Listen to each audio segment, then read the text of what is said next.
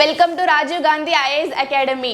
In today's sessions, economy la irundhu ஒரு 10 questions வந்து எடுத்து அனலைஸ் பண்ண போறோம். நேத்து day 1 அதுல வந்து பேசிக்கா இருக்கிற questions எடுத்து அனலைஸ் பண்ணிருந்தோம். இன்னைக்கு day 2 ல next 10 questions வந்து அனலைஸ் பண்ண போறோம். So with no further delay, we'll get into the questions. First question பாருங்க. Which tax is raised on provision of service? தமிழ்ல படிக்கலாம். சேவை வழங்குவதன் அடிப்படையில் விதிக்கப்படுவது எந்த வரி அப்படினு சொல்லிருக்காங்க. நம்ம வந்து கவர்மெண்ட்க்கு செலுத்தக்கூடிய ஒவ்வொரு வரியும் எப்படின்னா ஒவ்வொரு முறையின் அடிப்படையில் தான் செலுத்துறோம். ஃபார் எக்ஸாம்பிள் இன்கம்க்கு வந்து தனியாக இன்கம் டேக்ஸ் அப்படின்னு சொல்லி செலுத்துறோம். அதே மாதிரி வந்து சேல்ஸ்க்கு வந்து சேல்ஸ் டேக்ஸ், சர்வீஸ்க்கு வந்து சர்வீஸ் டேக்ஸ், டோல் டேக்ஸ், இந்த மாதிரி நிறைய வந்து டைப்ஸ் ஆஃப் டேக்ஸஸ் இருக்குது. ஸோ ஒவ்வொரு டேக்ஸும் எதை பற்றி சொல்கிறோம், எதுக்காக நம்ம வந்து கொடுக்குறோம் அப்படின்றது தெரிஞ்சு வைக்கிறது வந்து எக்கானமியில் ரொம்ப ரொம்ப இம்பார்ட்டன்ட். ஸோ இந்த கேள்விக்கான விடையை பாருங்கள். Which tax is raised on provision of service அப்படின்னா சர்வீஸ் டேக்ஸ். அதாவது சர்வீஸ்க்காக நம்ம என்ன டேக்ஸ் பே பண்ணுறோன்னா டேரெக்டாக அதுலேயே கீவேர்டு இருக்குது. சர்வீஸ்க்காக நம்ம பே பண்ணக்கூடிய டேக்ஸ் வந்து service tax. So next question போகலாம். Dash is a tax you often pay to use any form of infrastructure developed by the government.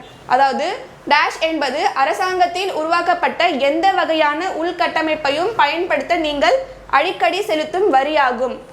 அதாவது உள்கட்டமைப்புக்காக நம்ம அரசாங்கத்துக்கு வந்து எந்த வரியை வந்து நம்ம செலுத்துகிறோம் அப்படின்னா ஆப்ஷன் பாருங்கள், toll tax is the right answer. Next question போகலாம்.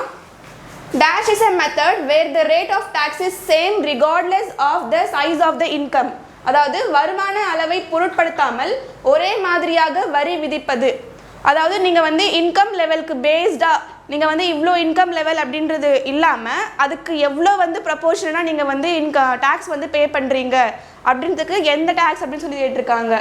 ப்ரொக்ரெசிவ், ரிக்ரெசிவ், ப்ரொபோர்ஷனல் அப்படின்னு சொல்லியிருக்காங்க. ப்ரொக்ரெசிவ் அப்படின்றது இன்கம்க்கு தகுந்த மாதிரி டேக்ஸும் வந்து உயரும். ரிக்ரெசிவ் அப்படின்னு பார்த்தீங்கன்னா அது வந்து குறையும் உயரும் அந்த மாதிரி. ப்ரொபோர்ஷனல் அப்படின்னா நம்ம கேள்வி கேட்டிருக்காங்க இல்லையா, அதுக்கு சரியான விடையாக அமையுது. அதாவது அந்த வருமான அளவை பொருட்படுத்தாமல் கட்டக்கூடியது வந்து ப்ரொபோர்ஷனல் அப்படின்னு சொல்லுவாங்க. ஸோ ஆப்ஷன் வந்து விகிதாச்சார வரி அப்படின்றது தான் சரியான விடை. நெக்ஸ்ட் கொஸ்டின் பாருங்க. Dash is charge on royalties interest gains from the sale of capital assets located in India. அதாவது டேஷ் இந்தியாவில் அமைந்துள்ள மூலதன சொத்துக்களின் காப்புரிமை, வட்டி, விற்பனை ஆதாயங்கள் ஆகியவற்றில் வசூலிக்கப்படுகிறது. இது பாருங்க, இது வந்து ராயல்டிஸ், அதாவது நம்ம ஒரு இன்ஃப்ராஸ்ட்ரக்சர் வந்து கிரியேட் பண்ணியிருக்கோம் அப்படின்னா அதில் வந்து நம்மளுக்கு எவ்வளோ வந்து அவுட்புட் வருது. ஸோ அதுக்காக வந்து நம்ம வந்து கவர்மெண்ட்க்கு வந்து ஒரு சில டேக்ஸ் வந்து நம்ம பே பண்ணணும். ஸோ அந்த டேக்ஸ் தான் என்ன அப்படின்னு சொல்லி கேட்டிருக்காங்க. நம்ம corporation tax is the right answer. அதாவது நிறுவன வரி அப்படின்றது சரியான விடையாக இந்த கேள்விக்கு அமையும். நெக்ஸ்ட் பாருங்க. which of the following is an indirect tax? அதாவது பின்வருவனவற்றில் மறைமுக வரி எது அப்படின்னு சொல்லி கேட்டிருக்காங்க. நம்ம ஆல்ரெடி இதை பற்றி டிஸ்கஸ் பண்ணியிருக்கோம். நம்ம டேக்ஸோட டைப்ஸில் வந்து டைரக்ட் டேக்ஸ் இருக்குது, இன்டைரக்ட் டேக்ஸ் இருக்குது. ஸோ டைரக்ட் டேக்ஸ் அப்படின்னு சொல்லி பார்த்தீங்கன்னா கவர்மெண்ட்க்கு டைரெக்டாக செலுத்துறது. இன்டைரக்ட் டேக்ஸ் அப்படின்னு சொல்லி பார்த்தீங்கன்னா கவர்மெண்ட்க்கு இன்டைரக்டாக செலுத்துறது. அதாவது நடுவில் வந்து ஒருத்தர் இருப்பாங்க, அவங்க மூலமாக கவர்மெண்ட்க்கு வந்து நம்ம பே பண்ணுவோம். டேரெக்டானா நம்ம வந்து டேரெக்டாகவே கவர்மெண்ட்க்கு வந்து பே பண்ணிடுறோம். ஸோ இந்த டைப்ஸ் ஆஃப் டேக்ஸில் இன்கம் டேக்ஸ் அப்படின்றது நம்ம வந்து டேரெக்டாக கவர்மெண்ட்க்கு பே பண்ணக்கூடிய டேக்ஸ். ஸோ அது டைரக்ட் டேக்ஸ். வெல்த் டேக்ஸும் அதே மாதிரி தான். சேல்ஸ் டேக்ஸ் அப்படின்றது இன்டைரக்ட் டேக்ஸ். கார்பரேஷன் டேக்ஸ் அப்படின்றது direct tax. So indirect tax தான் நம்மளுக்கு கேட்டிருக்காங்க.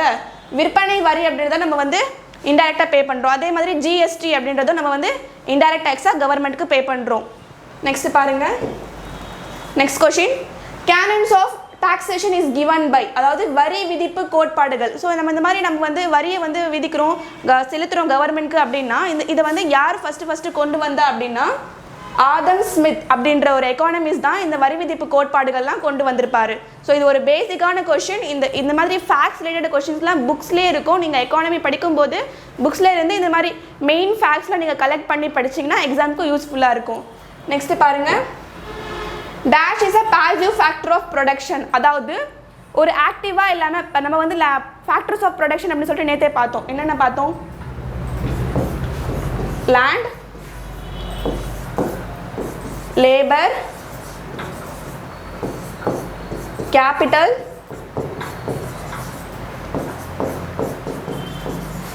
Entrepreneurship.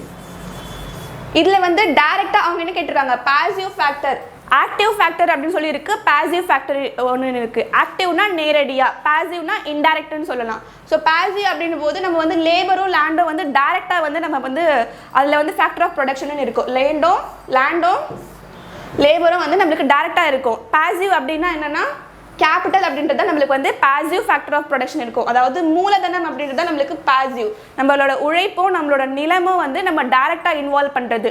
So passive factor of production அப்படின்னு கேட்டாங்கன்னா நமக்கு என்ன மூலதனம் அப்படின்றது தான் சரியான விடை. நெக்ஸ்ட் கொஸ்டின் போகலாம். ப்ரொடக்ஷன் ரெஃபர்ஸ் டு, இது வந்து ஒரு ஜென்ரலான சிம்பிளான ஒரு கேள்வி. ப்ரொடக்ஷன்னா என்ன அப்படின்னு சொல்லிட்டு உங்களுக்கு ஒரு பேசிக் அண்டர்ஸ்டாண்டிங் இருந்தாலே போதும், ஈஸியாக ஆன்சர் பண்ணிடலாம்.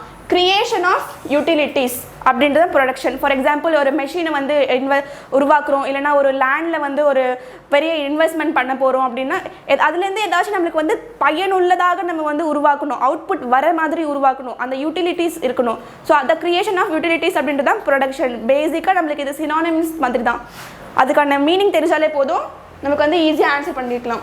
பயன்பாட்டை உருவாக்குதல் அப்படின்றது தான் உற்பத்தி அப்படின்றது. நெக்ஸ்ட் கொஸ்டின்குள்ளே போகலாம். Dash are levied directly on income and property of persons who pay directly to the government. அதாவது அரசாங்கத்திற்கு நேரடியாக வரி செலுத்தும் நபர்களின் வருமானம் மற்றும் சொத்தின் மீது டேஷ் வரி நேரடியாக விதிக்கப்படுகிறது. நம்ம வந்து கவர்மெண்ட்க்கு வந்து டைரெக்டாக வந்து இப்போது இவ்வளோ இன்கம் இருக்குது, இவ்வளோ வந்து ப்ராப்பர்ட்டி இருக்குது அப்படின்னா அந்த ப்ராப்பர்ட்டிக்கு வந்து நம்ம வந்து கவர்மெண்ட்க்கு வந்து என்ன மாதிரி வந்து வரி வந்து செலுத்துகிறோம், அதுக்கு என்ன நேம் அப்படின்னு சொல்லி கேட்டிருக்காங்க. ஆப்ஷன்ஸ் பாருங்கள். Estate duty, gifted tax, service tax, corporation tax. இதை பார்த்தோன்னே நம்ம ஈஸியாக கண்டுபிடிச்சிடலாம். கார்பரேஷன் டேக்ஸ் அப்படின்றது நம்ம வந்து ஒரு இன்வெஸ்ட்மெண்ட் பண்ணி ஒரு நிறுவனம் நடத்தி அதுலேருந்து கட்டுறது. சர்வீஸ் டேக்ஸ்னால் ஏதோ ஒரு சர்வீஸ் பண்ணியிருக்கிறோம் அப்படின்றது. கிஃப்ட் டேக்ஸ்னால் நம்ம எவ்வளோ ஒரு குறிப்பிட்ட அளவுக்கு மேலே ஒரு கிஃப்ட் நம்ம வந்து யார்கிட்ட வந்து ரிசீவ் பண்ணுறோம் அப்படின்னா அதுக்கு பே பண்ணக்கூடிய டேக்ஸ் தான் gift tax. So estate duty அப்படின்றது தான் நம்மளோட சொத்து, அதாவது சொத்து வரி அப்படின்றது தான் நம்மளோட சொத்து. நம்மக்கிட்ட எவ்வளோ சொத்து இருக்குது அதுக்கு வந்து நம்ம எவ்வளோ வரி பே பண்ணுறோம் அப்படின்றது தான் சொத்து வரி அப்படின்றது சரியான விடை. நெக்ஸ்ட் பாருங்கள். டாக்ஸஸ் ஆர் டேஷ் பேமெண்ட் அப்படின்னு சொல்லியிருக்காங்க. ஆப்ஷன்ஸ் பாருங்கள். வரிகள் என்பவை டேஷ் செலுத்தப்பட வேண்டும், அதாவது வாலண்டரியாக பே பண்ணணுமா. நெக்ஸ்ட் செகண்ட் ஆப்ஷன் பாருங்கள். கம்பல்சரியாக பே பண்ணணுமா. Both A and B, none of the above. விருப்பத்துடன் செலுத்த வேண்டும். ஆப்ஷன் பி கட்டாயமாக செலுத்த வேண்டும். ஆப்ஷன் சி ஏ மற்றும் பி. ஆப்ஷன் டி இவற்றில் எதுவும் இல்லை. இதுவும் நமக்கு தெரிஞ்ச ஒரு பேசிக்கான கேள்வி. வரிகள் என்பது வாலண்டரி கிடையாது, இட் இஸ் கம்பல்சரி. ஒரு இன்கம்க்கு மேலே நம்ம வந்து இன்கம் வாங்குகிறோம், ஒரு குறிப்பிட்ட அளவுக்கு மேலே நம்ம இன்கம் வாங்குகிறோம்னா கவர்மெண்ட்டுக்கு கண்டிப்பாக நம்ம வரி வந்து செலுத்தியே ஆகணும். ஸோ நமக்கு ஆப்ஷன் பாருங்கள். Compulsory is the right answer. கட்டாயமாக நம்ம வந்து ஒரு குறிப்பிட்ட அளவுக்கு இன்கம் வாங்கணும் அப்படின்னா கவர்மெண்ட்க்கு வரி செலுத்த வேண்டும். ஓகே ஃப்ரெண்ட்ஸ், தேங்க்யூ ஃபார் வாட்சிங் திஸ் வீடியோ. உங்களுக்கு இதே மாதிரி வந்து எக்கானமியில் நெக்ஸ்ட் செஷனில் 10 கொஷின்ஸ் எடுத்து அனலைஸ் பண்ணலாம். உங்களுக்கு எதனாச்சும் டவுட் இருந்துச்சுன்னா கமெண்ட் பாக்ஸில் கமெண்ட் பண்ணுங்கள். நெக்ஸ்ட் வீடியோவில் உங்களை மீட் பண்ணலாம். தேங்க்யூ.